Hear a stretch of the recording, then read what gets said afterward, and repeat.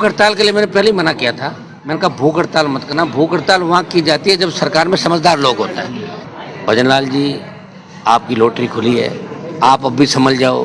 कोई नरेश मीणा का आंदोलन नहीं। राजस्थान के अंदर हर नौजवान, हर किसान, हर दलित, शोषित, पीड़ित ये चाहता है। जो परिजनों को कोई आप भीख नहीं दे रहे हो, आपने जो 5 लाख, 8 लाख, 13 लाख देने की बात कर रहे हो, एक एक बकरी बकरा देने की बात कर रहे हो, ये शोभा नहीं देता। 17 दिन में जयपुर की सेंट्रल जेल में भूखा रहा।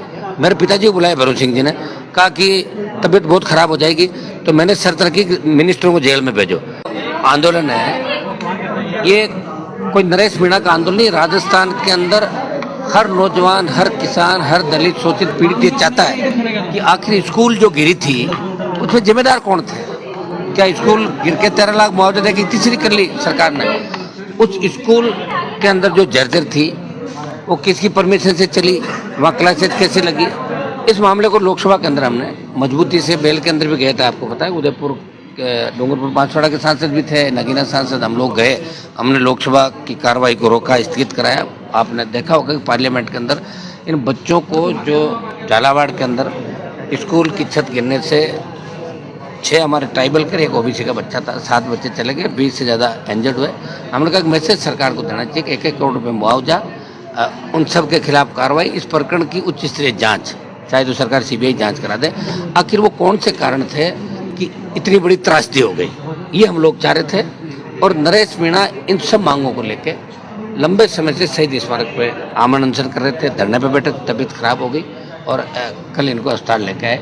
और जैसे ही मुझे पता लगा तो आज रेलवे की मीटिंग थी मेरी, यहाँ आपकी उत्तर पश्चिम रेलवे की, तो मीटिंग अटेंड कर मिलना आया। इस आंदोलन में हमने पहले इनको समर्थन दे दिया था और मैं फिर भजनलाल सरकार से मांग करूंगा कि आप इसके अंदर जो परिजनों को कोई आप भीख नहीं दे रहे हो, आपने जो 5 लाख, 8 लाख, 13 लाख देने की बात कर रहे हो, एक एक बकरी बकरा देने की बात कर रहे हो, ये शोभा नहीं देता। भजनलाल जी, आपकी लॉटरी खुली है, आप अब भी समझ जाओ, क्योंकि लंबे समय तक जिस तरह के हालात राजस्थान में बन रहे हैं, आपसे राजस्थान नहीं संभलेगा। और दिल्ली वालों ने मन बना लिया कि आपकी रवानगी करेंगे, तो रवाना होने से पहले पहले 1-2 काम ऐसे कर दो ताकि दुआएं इन परिवारों की आपको लगे।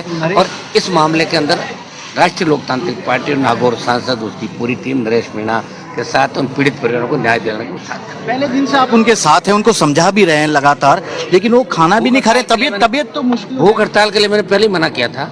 मैंने कहा भूख हड़ताल मत करना। भूख हड़ताल वहाँ की जाती है जब सरकार में समझदार लोग होते हैं। जहाँ नासमझ लोग बैठे हैं, नासमझ लोगों के सामने भूख हड़ताल करके संकेत नहीं दिया जाता कि भाई हम भूख हड़ताल करें। ये लोकतंत्र, ये लोग समझते ही नहीं, इनको दूसरे कामों से फुर्सत नहीं। मुख्यमंत्री और इनकी टीम को तो अभी फुर्सत नहीं है। पैसों की लूट जो मचा रखी इन्होंने, कब हम चले जाएं उससे पहले पहले पूरा समेट लें, क्योंकि जाने के बाद वापिस कहीं नहीं आएंगे, वही काम करना पड़ेगा। तो जब इनकी सुन रहे थे, मैंने कहा कि आप अभी एक बार सांकेतिक रूप से चालू करें आंदोलन, मैं खुद भी आ जाऊंगा, उसके बाद भूख हड़ताल। लेकिन इन्होंने कहा कि मैंने मीडिया के सामने पहले भूख हड़ताल की घोषणा कर दी थी। ये भी अपनी जगह सही था, कमिटमेंट था। अभी समझाने की कोशिश नहीं, अभी भी मैंने की, अभी भी मैंने मानते हैं, आपकी मानते हैं, अभी भी मैंने कोशिश की, क्योंकि मैंने एक बार 2057-58 में भूख हड़ताल करी, उसमें भैरव सिंह जी सीएम थे। 17 दिन में जयपुर की सेंट्रल जेल में भूखा रहा।